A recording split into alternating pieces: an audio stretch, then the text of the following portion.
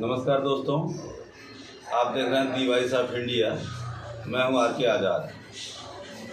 दोस्तों, इस बार 14 अप्रैल को पूरे देश और दुनिया में अम्बेडकर जयंती बड़े पैमाने पर मनाया गया। अब पूरे भारत में अम्बेडकर जयंती इतने हर्षोल्लास साथ मनाया गया कि पूरा भारत नीला नीला हो गया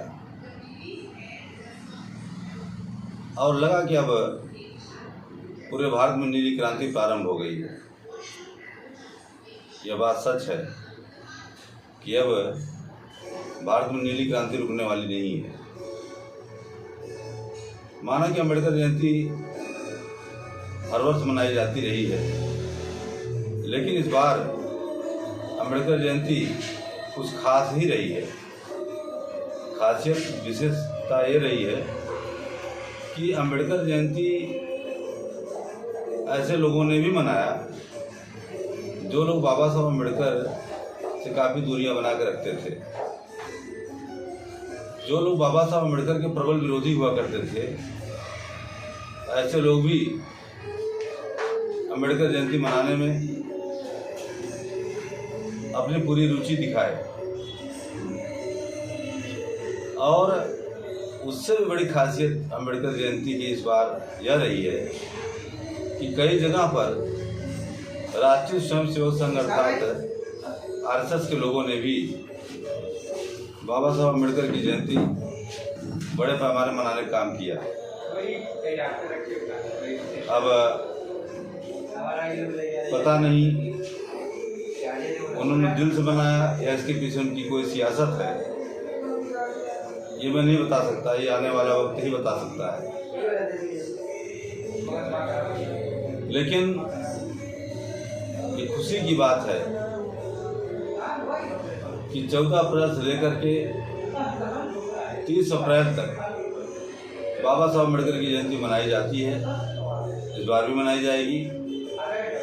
पूरे विश्व में शायद ऐसा कोई महापुरुष होगा जिसका जन्मोत्सव जयंती कार्यक्रम लगातार 1 महीने तक चलेगा। लेकिन बाबा साहब अम्बेडकर की जयंती पूरे भारत नहीं पूरी दुनिया में लगातार 1 महीने तक मनाई जाती है। और ये जो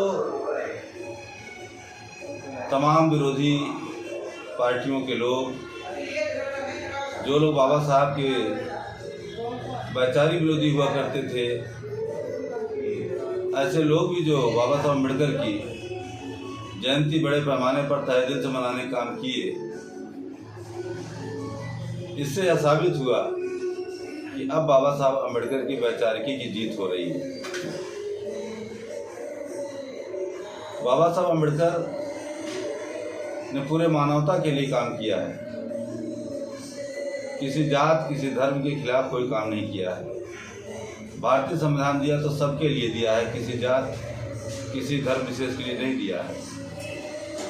समस्त मानवता के लिए काम किया है।